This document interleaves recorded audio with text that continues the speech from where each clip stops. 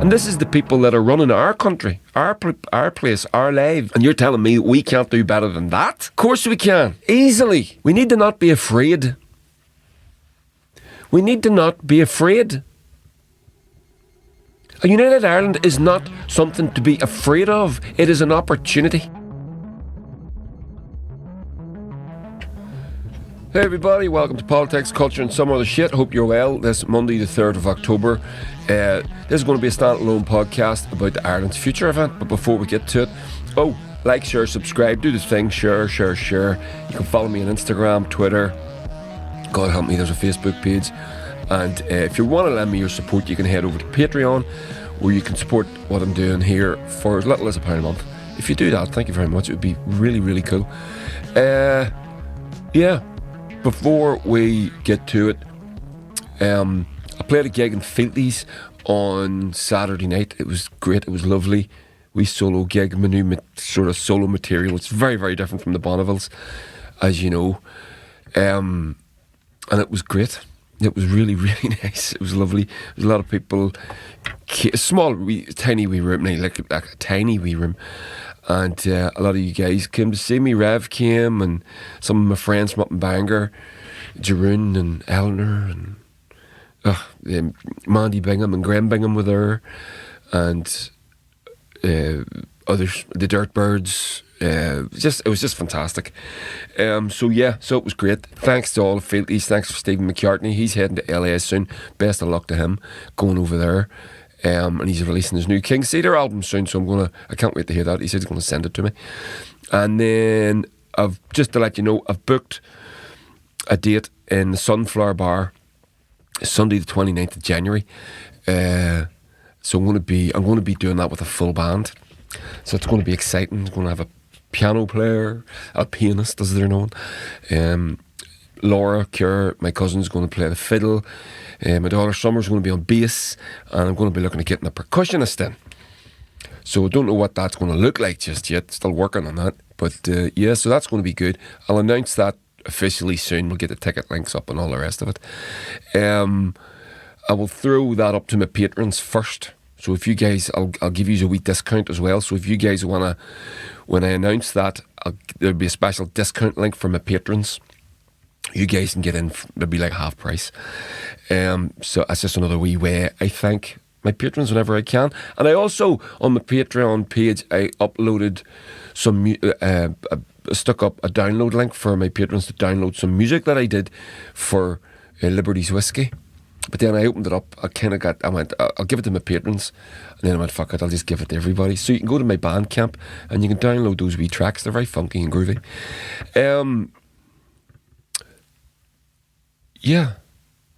Bonneville States, that was the other thing. Alabama 3 in Derry on the 28th of October. We're supporting Alabama 3, that is. We're heading off on tour Thursday the 13th of October. That's Thursday week. We start in Malmo in Sweden, and we finish in the Bastard Bar in Tromsø on the 22nd of October, Saturday the 22nd of October. So we're away for roughly 10 days. That's going to be good. I can't wait to get back on the road again. We did a UK tour in February, as you probably know, and this is the first tour we've done since that. The Halloween Ball we're playing here in Lurgan on the 29th of October. It's a Saturday night.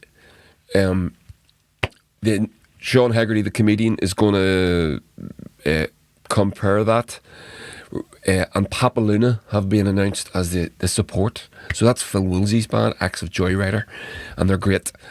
I can't wait for that one. And then we're playing, Voodoo for a Christmas gig in Belfast, 22nd of December. Special guests are the Exhalers and Aqua Tofana. That was it. I announced this. I told you this the other week. I couldn't remember their name. So, but that's it. It's Aqua Tofana. So they're really, really good too. So loads of stuff happening. Loads of stuff coming up.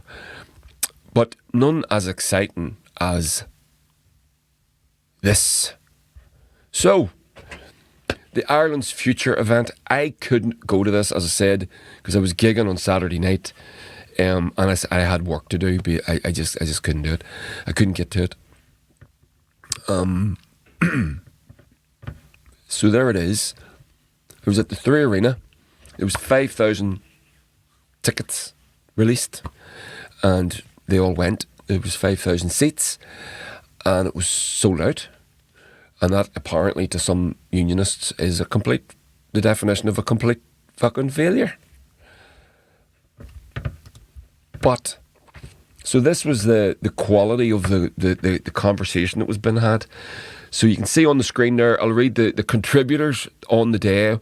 People like Neil Richmond, TD, Jim O'Callaghan, TD, Mary Lou MacDonald, leader of Sinn Féin, obviously, Colm Eastwood, my boy Ben Collins. Remember, I interviewed Ben Collins. I'll put the link under this. You can go and listen to that again. So I'm talking to Ben again this week.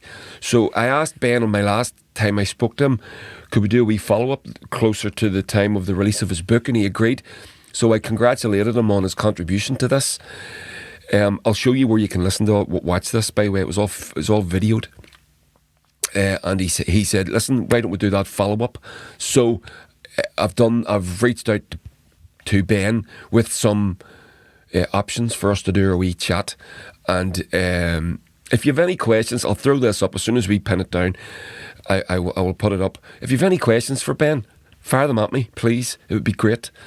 You know how to get in contact with me, and Twitter's usually the best way, but you can email me, politicsandculturepodcast@gmail.com. So Ben contributed to one of the panels with Karen Sutherman there, Reverend Karen Sutherman, I believe. They were on the same panel together. You can see there Colin Meaney, the actor, Jimmy Nesbitt, the actor, Michelle O'Neill, Frances Black, the musician. She's amazing.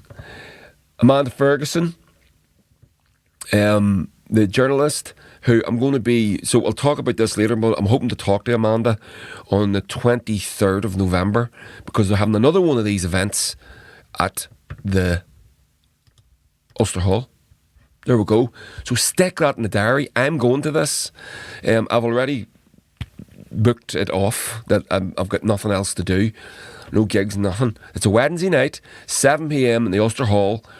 I think it's ticketed, so I'm going to, as soon as these tickets get announced, I'm going to jump on that, because I don't think the Ulster Hall is going to be anywhere near big enough.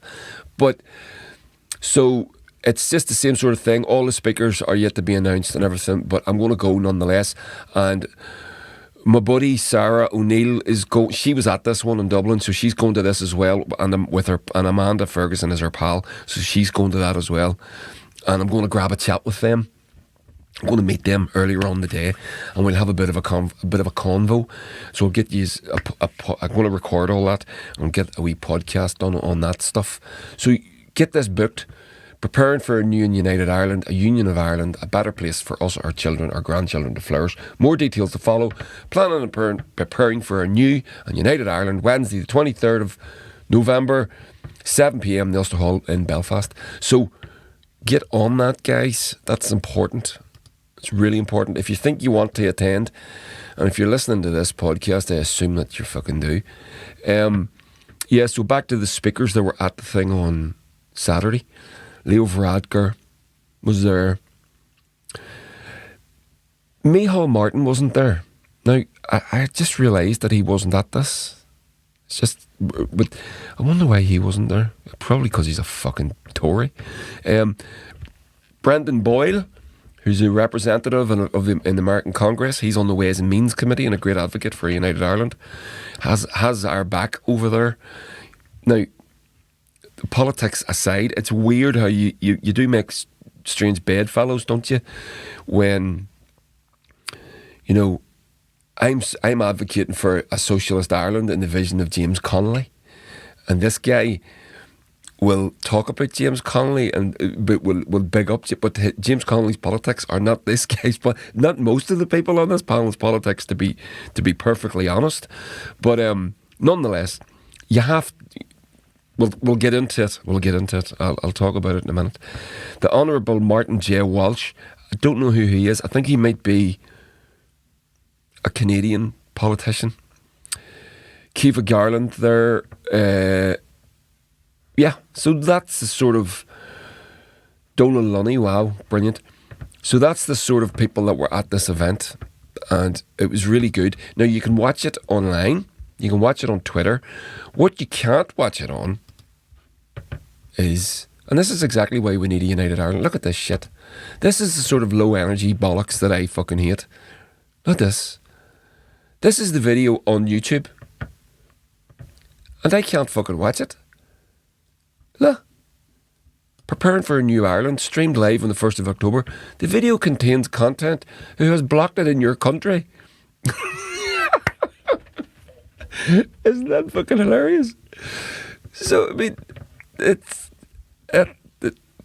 just funny. It's annoying as fuck, but it's funny that I can't watch the United Ireland event in my country of Ireland. But it's not my country of Ireland, it's my country of the north of Ireland, of Northern Ireland. Isn't that the whole point? So where do you watch this? You watch this on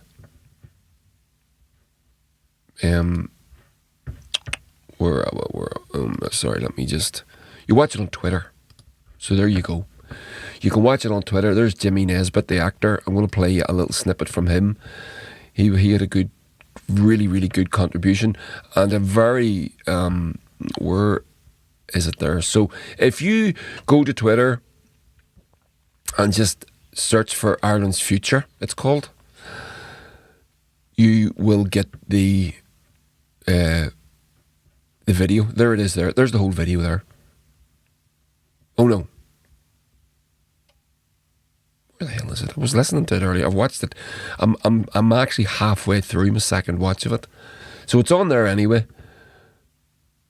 It's in there. So oh god, it's on their Twitter feed. If you Google it, if you look for it on Twitter, you'll find it. It's really good. So I'm actually halfway through watching it for the second time, and there it is. There it is. There. Yeah. So just type Ireland's Future into the search, and it's the first or second thing that comes up. So there's it there. So that's the video. You can see it. I'll just pop it forward there. So there's all the various panels and contributions and bump. There's Jimmy Nesbitt. Now Jimmy Nesbitt's speech went down very well. I will play you a little bit of it. So stay with me. Where are we? Here we are here. Let's do it. I suppose to many from my background, talk of a united Ireland is difficult, but the conversation is out there. I prefer something like a new Union of Ireland, where people from the north, particularly those from my tradition, would feel that they have their identity, that it is in no way threatened, that they have an equal voice, that they are part of a society that is progressive, inclusive, diverse, that they have prosperity, that they are not marginalised, and that they can be proud to be from the north of Ireland in a new Union of Ireland.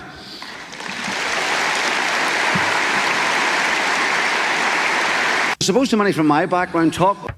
You can go watch all of that speech. That's just a snippet that I pulled out on Twitter.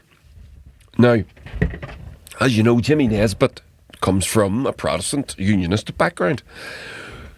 One of the panels that Ben Collins, my boy Ben Collins, was on with Karen Sutherland. Now, again, Protestant unionist background. And he was on that panel where they were talking. And there was also a little contribution from Andrew Train, who runs the Taunistry. You've heard me talk about that a few times. Excuse me. He runs the Taunistry project, where he's a historian, a history student. And it's through his discovery of Irish history, actually, that made him realise the pup that we've all been sold. If you come from a unionist, an Irish unionist background, that you've been basically used as cannon fodder, for want of a better word. And then it's through his study of history that he's sort of went, wait a minute, I'm not British, I'm Irish. so it sounds so funny. I think, I mean, if you said that to someone else from another country, there was, yeah, of course you are. What did you think you were? What, English? Some of them do, but as we know, they're not. So Jimmy Nesbitt's contribution is essential. Now, his contribution was considered by many to be the best event. So I'll just read you a little bit here, actually, from the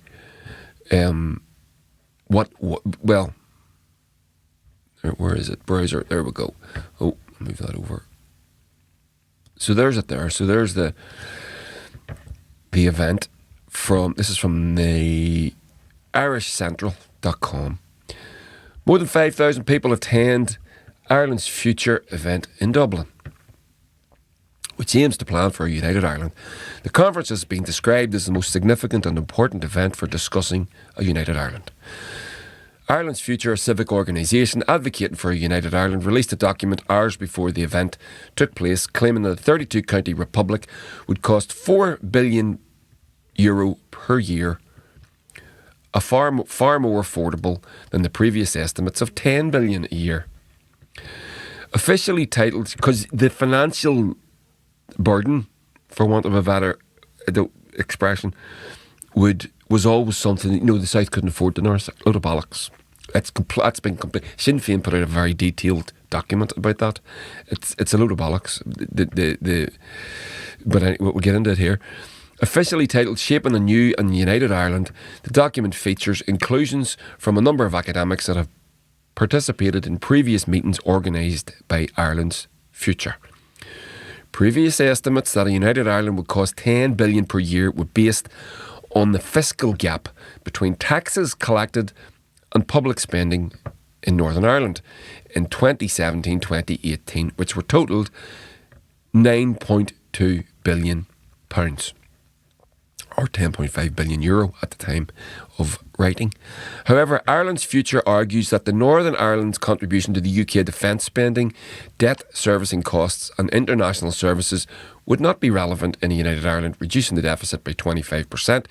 The advocacy group also believes that the UK would continue to pay for old age pensions in the Northern Ireland for a period, reducing costs by a further $3.64 billion. Well, they will pay that's another. So the other argument about the pensions. So the UK is not going to pay the pensions, but you've paid into the pot, so you get out. It doesn't matter that you're living in that the constitutional framework around your country has changed. If you go and live in Spain, you still get your pension. This is a bum argument, that, and never. I don't understand how that one ever got legs, really. It was so easily swatted away, really. So the group also claims that Northern Ireland would likely receive support from the EU and the US in the event of a united Ireland. There's absolutely no doubt about that. The EU and US have already said that that would happen. Arguably, there will also be a moral responsibility on the part of any departing UK government to provide additional financial supports and ensuring a successful transition to a new constitutional economic framework, the group said. Though I personally mean the moral responsibility on the UK government is something that you can't really rely upon, because they have the morals of a fucking sewer rat. Nevertheless, debates around the likely size of the subvention figure are essentially a deflection, as they will almost certainly overstate the cost, if any, of unification to the Irish exchequer. They ignore both the growth potential of the North's economy and the productivity improvements that are achievable during any effective transition to unity. So that means the economy that we have in the North already is underperforming. It's always underperformed. So it needs to grow. We need to turn the North into stand on its own 2 feet, basically. So that needs to be considered as well. A total of 34 high-profile speakers spoke at the Saturday's event. So already, Varadkar told the crowd that a united Ireland would only succeed if it had overwhelming support in the North and South, adding that 50+1 would not be a recipe for success. Well, it may not be a recipe for success, but it's what I'm going to accept it. There's no moving the goalposts here. We can't wait till we get 65 fucking or 70%. I've heard some people say ridiculous things like it's 50+1. It's 50% plus one person. Make sure that one person could be you. The Tánaiste said those who dream of a united Ireland must ensure that it does not become a nightmare for others. A shared, united and new Ireland is something that many Irish people have dreamt about for many years. Varadkar told the event, it is a noble and legitimate aspiration, and one that I share. It is an idea that has come a long way in a very short time. When I was growing up in the 80s, an event like this would have been criticised for being destructive and divisive. if it happened at all. Absolutely true, to be fair. And in the 1990s, peace changed everything. Old hatreds were replaced by a new hope. We won the freedom to dream anew. And on he goes. Mary Lou MacDonald, meanwhile, told the event that the future of Ireland will be determined by the choices made today, by decisions of this generation. It is our duty as a generation to fix what was broken, to make Ireland the home we know it can be for everybody. Absolutely. Ireland's younger generations will have a key role to play in a united Ireland. Generation brimming with compassion, solidarity and talent, refusing to be held back by the limitations of the past, calling out the inequalities of our society. I've got a little video of her saying those very words. There we go. Taoiseach Micheál Martin was notable absentee. On Saturday, the Fianna Fáil leader was instead attending his party's Ardèche in the nearby RDS.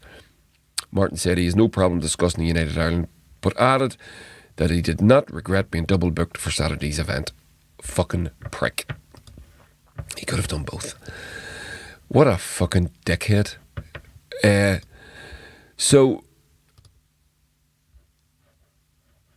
there we go. So the event was a great success, an absolutely fantastic success. It's not the first of these events, as I've said. They've had a few, and they're going to have more, and we need to have. And these are the discussions that we need to have. My personal ambition is to have a socialist 32 county Republic of Ireland. Again, what does that look like for unionists? Well, unionists need to tell us what that looks like for them. I'll be honest with you, I'm a realist as well as a dreamer. I don't think the version of Ireland that I dream of is going to happen. Certainly not immediately. And it's one of the reasons that I don't get involved in politics other than commentary, because I don't believe there's any point. There's plenty of other people making these arguments and they can get on with it, and I don't want to have anything to do with the British administration, the British system. I do get asked every now and again would I consider running as a politician, and I really wouldn't. Certainly not at the minute. But in a united Ireland I might, because then I could advocate for more socialism. That would be my point. Right now I'm advocating for a united Ireland. And unfortunately, I was talking to a few people that we converse, and we agree largely. We agree largely on our politics are very much the same, but maybe our approaches to how we get to our politics are different.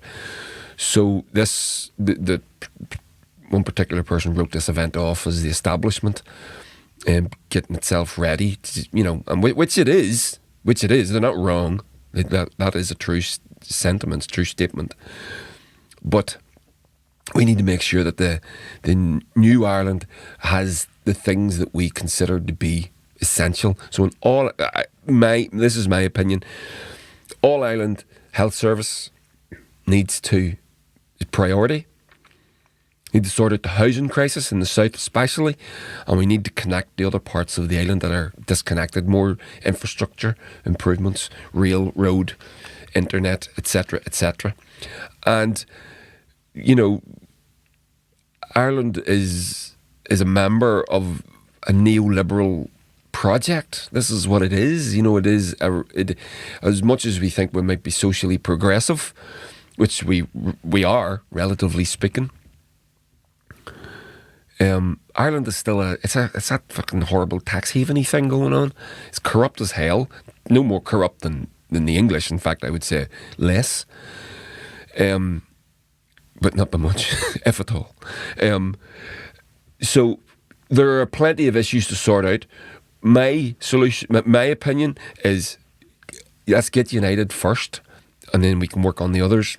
I have friends, people that I know disagree with me completely. Say no, need to get the other bits sorted first, and then we unite the island. Nonetheless, either way, both would be good. I'm not going to fall out with anybody because we disagree on the fucking order that has to happen. So yeah, Jimmy Nesbitt, his contribution was, as I said, considered significant. So there's a little video of just a 30-second snippet of what he said. Oh, I played it. I'd already played that. Sorry. It was the Mary Lou. That was it. Pardon me. So here's a Mary Lou bit. Oh, no, actually, I played these in the wrong order. I should have played this first. No, fuck it. It's too late because I've already told you what it is. So here's Mary Lou.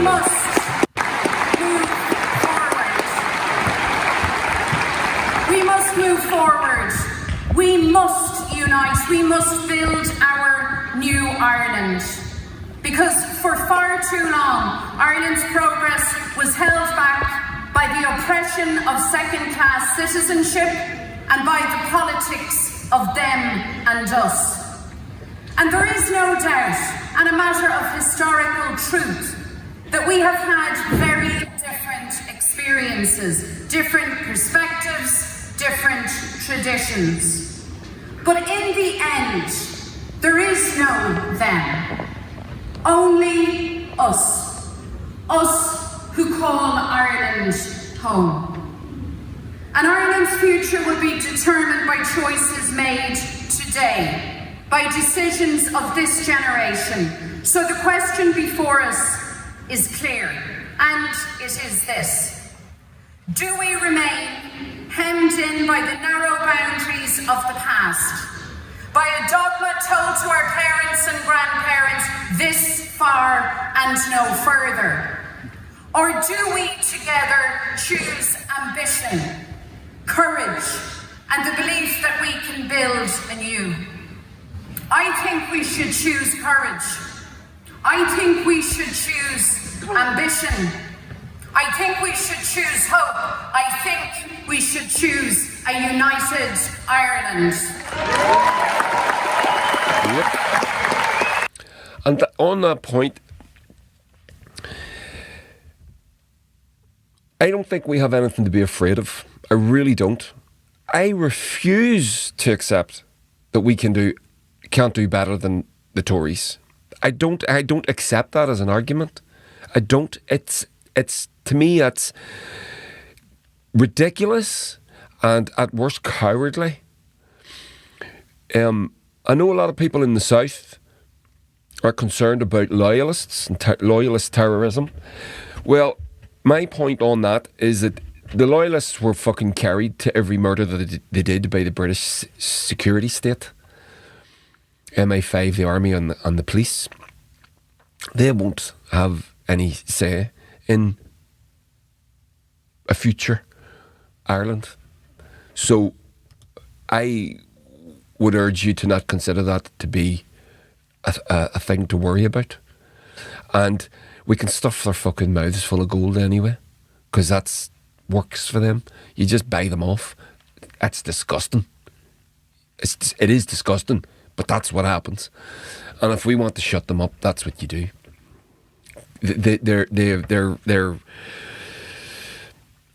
Their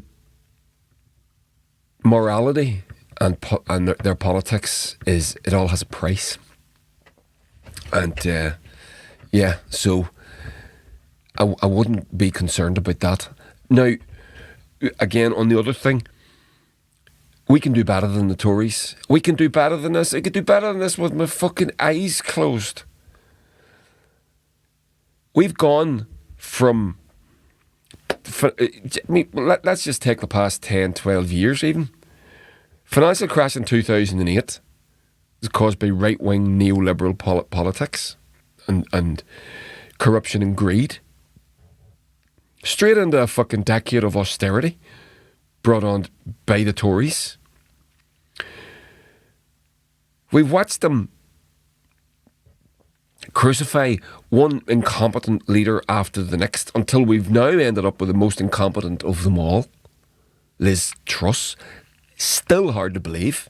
It is still hard to believe that she actually is the Prime Minister of the United Kingdom. Someone said, Liz Truss has done more damage to the UK's economy than COVID, the war in Ukraine, and Brexit put together, and she's done it all since Friday. I thought that was very witty.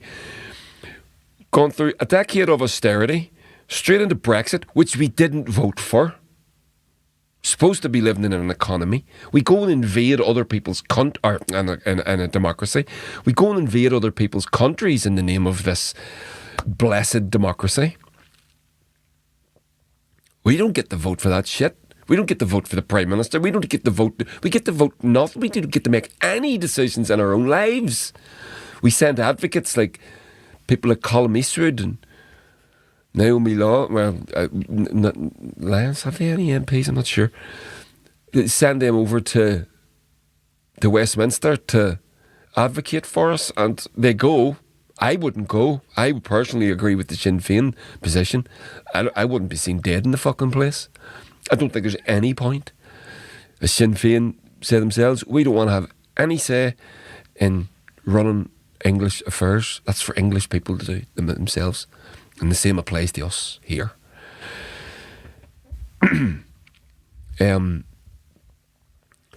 We go straight from Brexit into COVID, 2 years of a fucking lockdown, which tanked the economy again, put businesses out of, people out of work and businesses out of business, me included. I lost 2 businesses.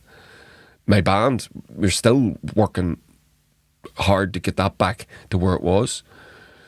And I had a screen printing business that I used to make a living when I wasn't playing in the band, and it got tanked.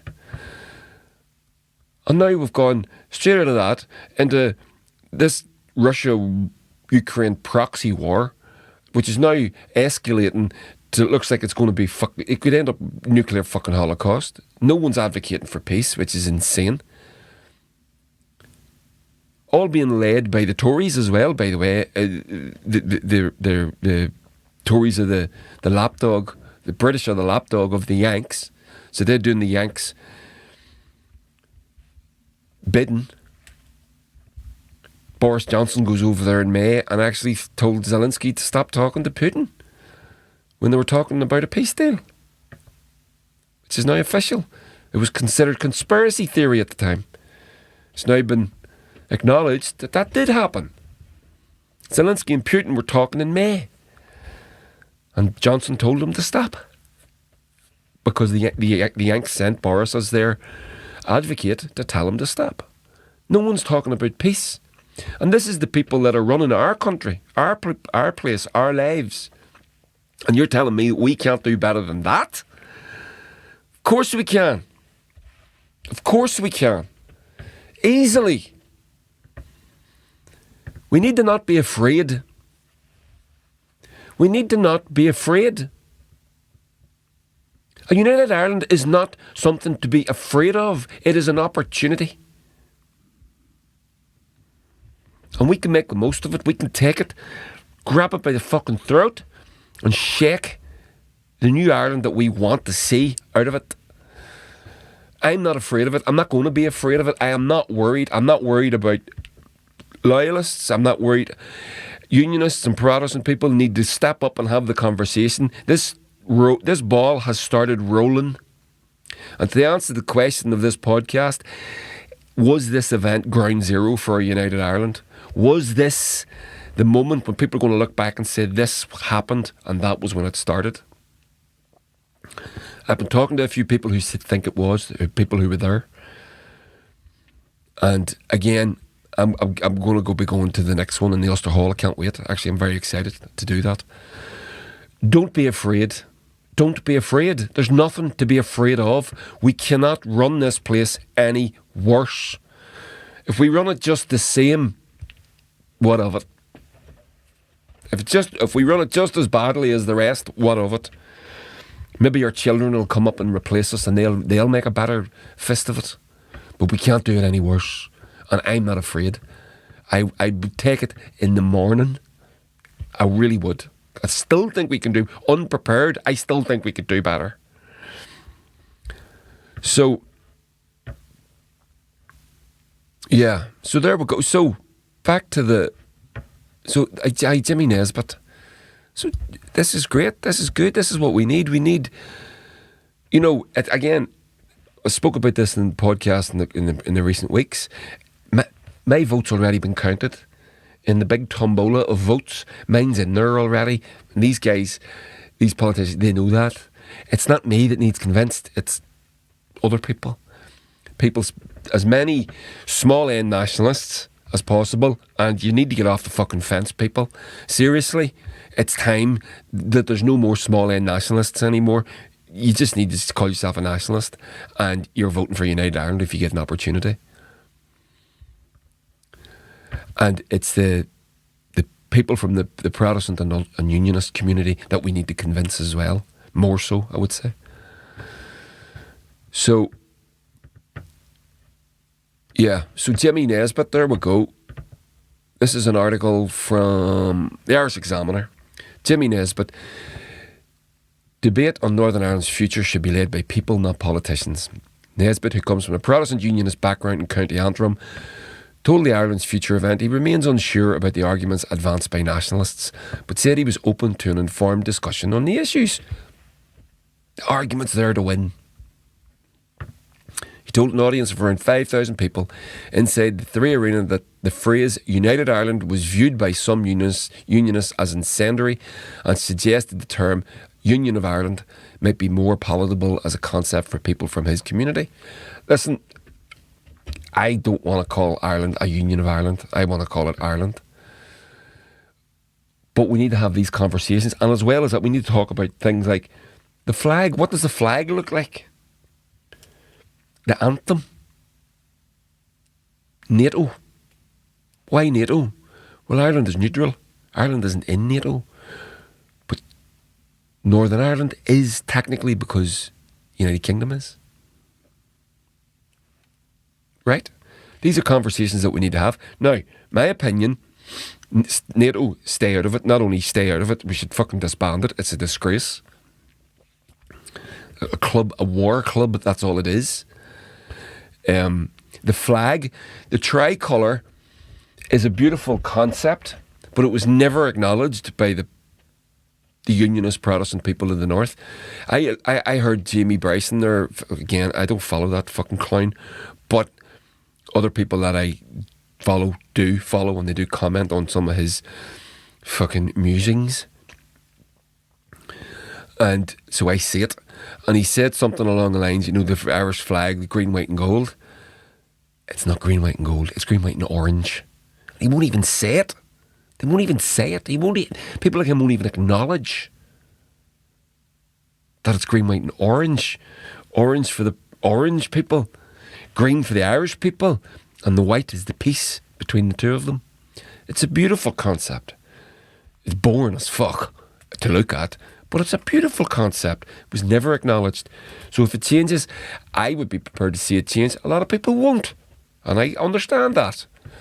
I would like to see something more beautiful, more Irish, something with some Celtic design in it. It would be gorgeous. Harp or something like that. Put a harp on it, would be the only flag in the world with a musical instrument on it. Did you know that? Isn't that nice? I'd like that myself. So, the actor James Nesbitt, back to the article. I think one of the great challenges, and actually one of the great opportunities, is to start getting away from language that is incendiary. I suppose to many from my background, talk of United Ireland is difficult, but the conversation is out there. I prefer something... I've already read it. He said this. I'm going to show you a little video of him saying it too. I prefer something like a new Union of Ireland, where people from the North, particularly those from my tradition, would feel that they have their identity, that it is in no way threatened, that they have an equal voice, that they are part of a society that is progressive, inclusive and diverse, that they have prosperity, that they are not marginalised, that they can be proud to be from the north of Ireland in a new Union of Ireland. He suggested the time could be right to view the debate in a post-unionism and post-nationalism context. I know many Northern Protestants are open to this. Among my friends, who are all lads who are Protestants, well, men, we are in our mid-50s, looking down the barrel of 60, they would really consider now what the notion of a new Union of Ireland might look like. And I think there's a lot of people like that. Me, I am still not entirely sure because I don't know enough about what a new union would look like, and that's fair enough, and it's a very smart thing to say. What am I voting for? What am I voting for? In a new Ireland, what is it? It's, as a word, means nothing. You have a health service, you have a housing crisis is solved. There was an article out, a poll out a few weeks ago in Ireland, 70% of young people are considering leaving. The best educated people in the world. Because they can't get housing, they can't get access to the housing market. It's eating them alive. It needs fixed. And that's my opinion, as you know. And there's many other things. I'm certainly very keen on embracing anything in which the relationship between the people in the north is improved. And between the north and south and between these islands, and it strikes me that a lot of people are coming around to the idea of just even considering themselves Irish, which is a big fucking deal for a lot of people. He added, I firmly believe that we need to bring this discussion out of the Dáil, out of Stormont, out of Whitehall, out of the academic fora and into the village halls, town halls, church halls, the orange halls. My point is, I think that any change must be people-led, and solutions cannot be forced on these people. If we should have learnt anything from history, we should have learnt that.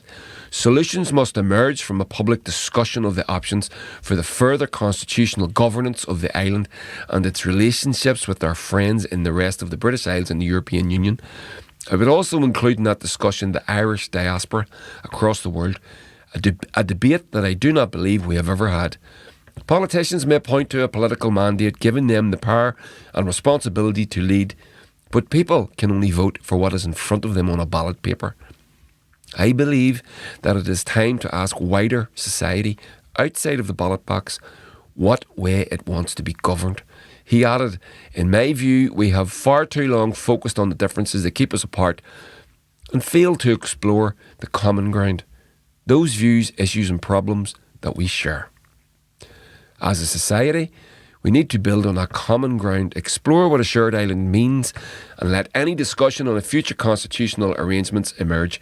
A border poll may well be inevitable, but if it is going to happen, let it happen after an informed debate, and not just when the numbers are right. 100%. Fellow actor Colin Meaney also participated in Saturday's rally. Well, a border poll may... So back to what Jimmy Nesbitt said there, I'll highlight that.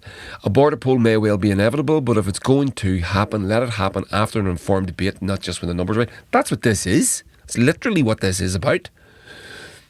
Colin Meaney was also there, and he... Yeah, so it just goes on to explain a lot about what we've just said. So then, Miriam Lord here in the Irish Times, she says, never mind all the politicians, actor James Nesbitt was exceptional and informative. The people behind Ireland's future had pains to stress the non-political nature of their event, categorically not a rally, but a conference pointed to the impressive range of 10 Irish political parties represented at it. One of them, perhaps not surprisingly, seemed far more represented than the others. This made for one, obviously that was Sinn Féin, this made for one official party conference on the south side of the Liffey on Saturday and another completely unofficial one on the north side, along with two official keynote speeches on the day. So they're referring to Fianna Fáil Ardèche that was taking place at the same time. That's what they said. In fortune scheduling with Fianna Fáil's annual Ardèche. Okay. So, what is all this? All these silly ads.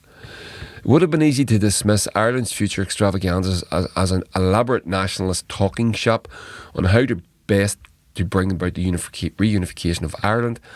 In the run-up to it, there wasn't exactly a buzz around Dublin about the event, and we heard no talk of it in the corridors of Leinster House, where minds were probably too focused on the budget. The advance publicity predicted a big crowd for this conversation. It was sold out.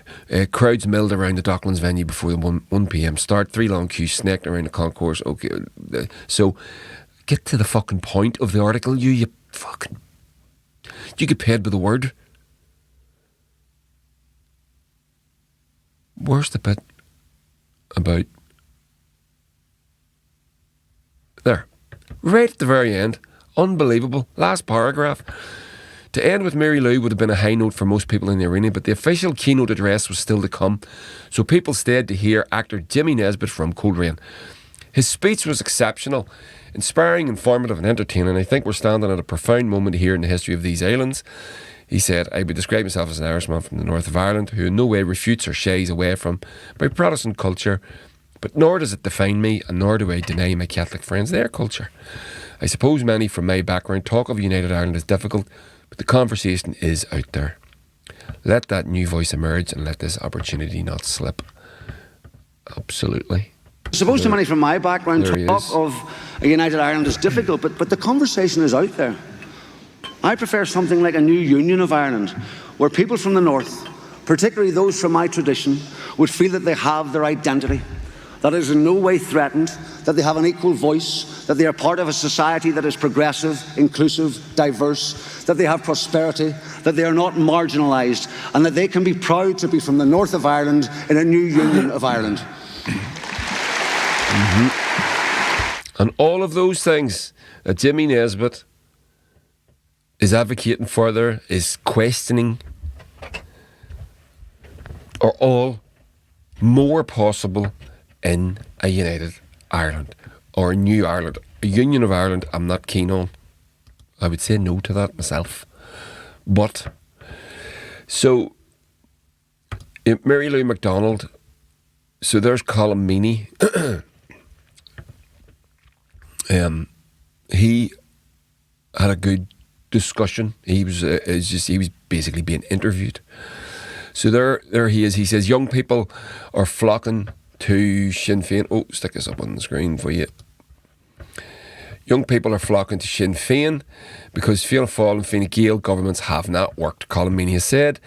The actor said young people aren't afraid of a Sinn Féin government, and this is the point.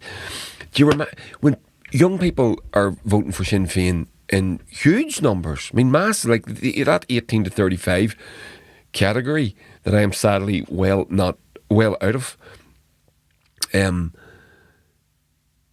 It's massive. It's like 60% or more. It's huge of those people in that age category are voting for Sinn Féin, and then the younger they get, so you're getting that like 18 to 25. It's practically a homogenous lump at that point. The actor said young people aren't afraid of a Sinn Féin government, and the reason he says that is because Sinn Féin always have been tainted by the representations of the IRA, of course, in the past, and their continued advocacy and support of the armed struggle that happened in Ireland. But as someone says, I'm not voting for Sinn Féin in 1985. I'm voting for Sinn Féin today. It's a different party, right? So back to the article, and he believes a party leader, Mary Lou McDonald, would be able to win the support of unionists in a United Ireland. Meaney was speaking exclusively to the Irish Independent ahead of one of the biggest ever public meetings.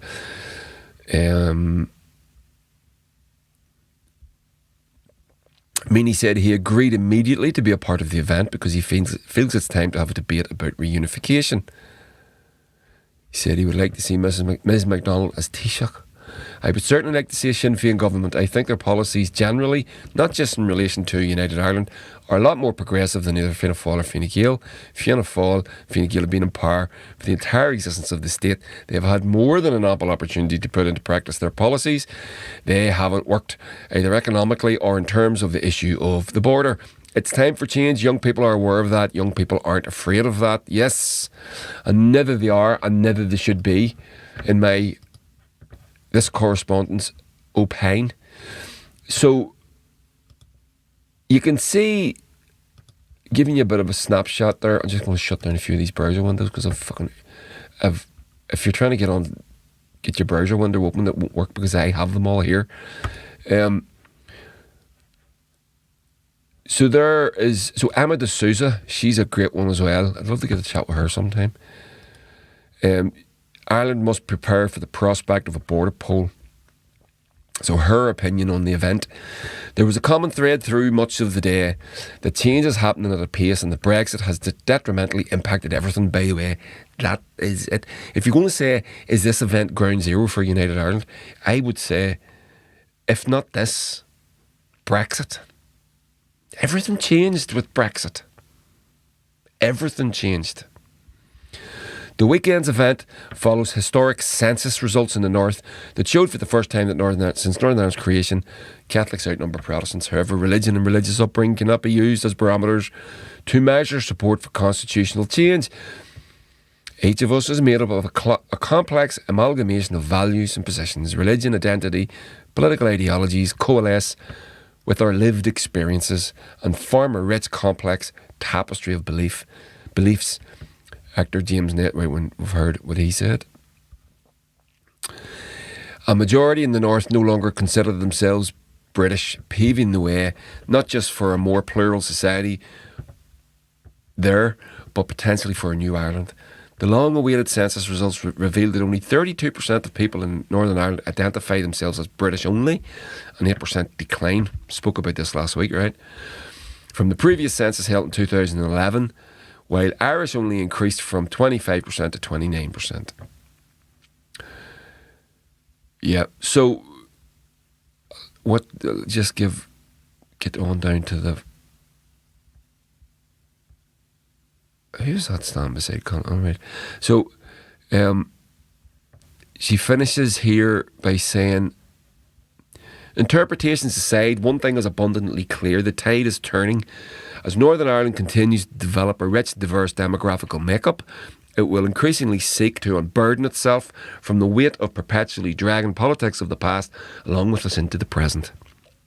Constitutional change is one way to collectively rearrange our political landscape for the better, and we do our future a disservice in not exploring the subject with all the thoughtful care and scrutiny it requires. Couldn't agree more. And that's exactly my point as well. This is why we need to have the conversations.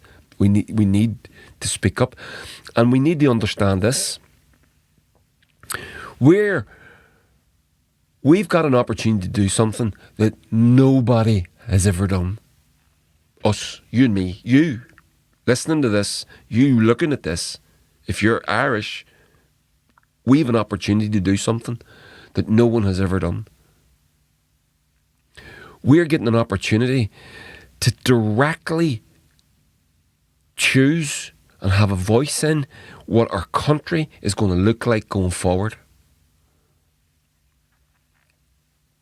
I live in the north of Ireland. I don't live in a democracy. The only democratic vote I've ever made that made a fucking difference to my life was the Good Friday Agreement, 1998. And that is currently under threat by the Tories in Westminster and the DUP in the north. And we are being given an opportunity to make the decisions that's going to affect our lives and our children's lives and our grandchildren's lives. We're being given the opportunity to decide what Ireland is going to look like for the future. That's amazing. No one else in Ireland has ever had that opportunity. Not like this. Declarations of Independence and proclamations and all that. Ireland has had referendums, plenty of them, but not like this. We get to choose there's going to be a health service. We get to choose there's going to be social housing. We get to choose these things, but we only get to choose them if we step up and speak about it and make our opinion heard. And this is why it's exciting. And this is why we can't be afraid. Don't be afraid. There's nothing to fear here. This is an opportunity. And the naysayers and the negatives that you'll hear and the fence sitters, it's up to them. I'm not afraid of it. I'm not being afraid. I refuse to live in fear over this, because this is not a thing to be afraid of. This is an opportunity. We've been given a chance to design a country. And I'm going to get involved, and I'm going to take that chance. If I get that chance, I'm going to take it. And you should too. Here's one of the negs, but you expected this. Now, this was very unfortunate, and now this. So actually, I'll get to that in a sec. I'll show you this instead first. Now, one of the notables that was missing, as well as Micheál Martin, was Naomi Long. From the leader of Alliance. Where is it? There. So this is the Twitter feed. Of Naomi Long. You just type her name into the search and it comes up. So now she said she wasn't going to go to this event. Now, where is the is that it? Oh yeah. I have another article about this. Have I closed it? Yeah, I fucking closed it down, didn't I? Bollocks. Wait a second, I'll see if I can find it. Now, Naomi Long, what she did was very fucking stupid and very wrong. Wrong-headed of her. I think she did the wrong thing. Let me see if I can just get this article up real quick. Oh, I didn't save it. It's gone. So, well, what she did was she said it's a rally. The event is a rally for United Ireland. So one of the articles I read earlier on there, made that point. So, well, listen. Here's the closest thing I have. I have seen you occasionally. Oh, Yeah. I have seen. I did click that by mistake, but there's never a wrong time to listen to that. So Ireland's future. Arlene Foster defends the Alliance Party after the SDLP accused them of being constitutional cowards over the rejection of the event invite. So Alliance was invited to the event and they didn't go. Now, there was an easy way to get out of this. Naomi Long could have easily have issued a statement, had a little bit of grace to it, and they would have everyone would have accepted it, and that would have been the end of that. But she didn't. She says that it was a rally for United Ireland. It wasn't. And there was another thing. So we'll get to it. So the GB news presenter, Arlene Foster, that's what she is now, right, was reacting to the SDLP MLA who had Justin McNulty, who had attacked the party on social media and accused them of not being honest with people.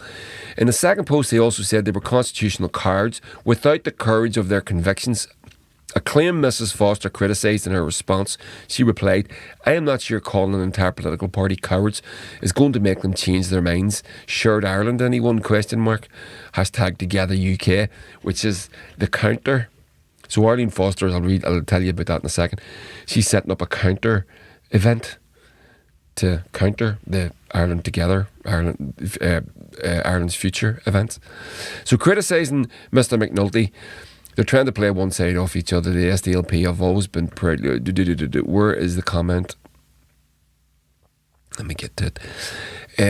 There it is. Alliance has branded the conference as a rally to endorse a United Ireland and said it was not an appropriate event for us to participate in.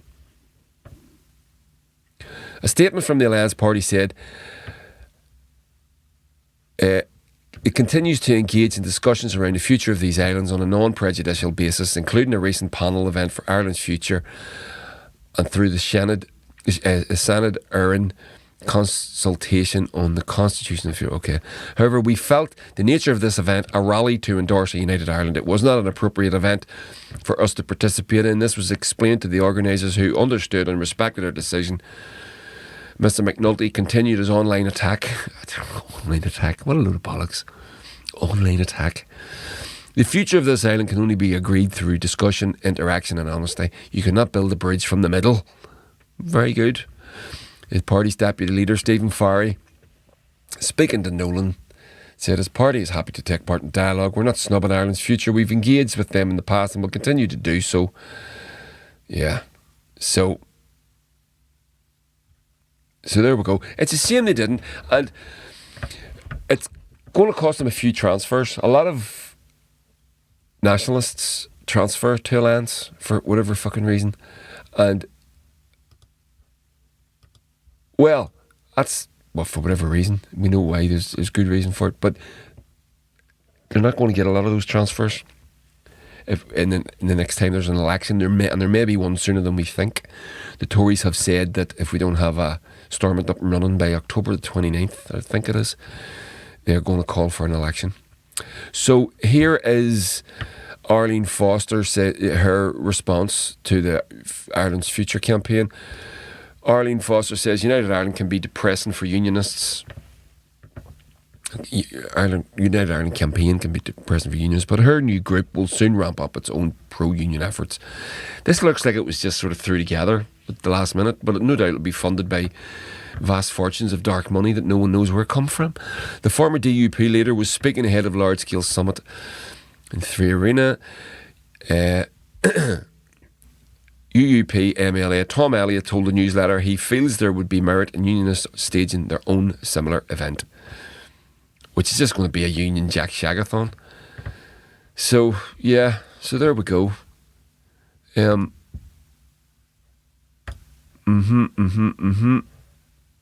there we go. Yeah. So that's it. We're done. Ireland's future, people. Ireland's future.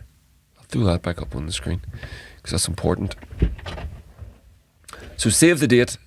Wednesday the 23rd of November, 7 p.m. at the Ulster Hall in Belfast. I'll be there. Will you? Get involved in the discussion. Talk with your friends and family. Try and talk the cards off the fucking fence a wee bit. There's nothing to be afraid of. We can do far better than this. We can do far better than this. You cannot convince me we can't do better than this. The Tories are lunatics. They've been governing like lunatics since the day they formed. And we need to be braver than we are being. There's nothing to be afraid of. We have nothing to be afraid of.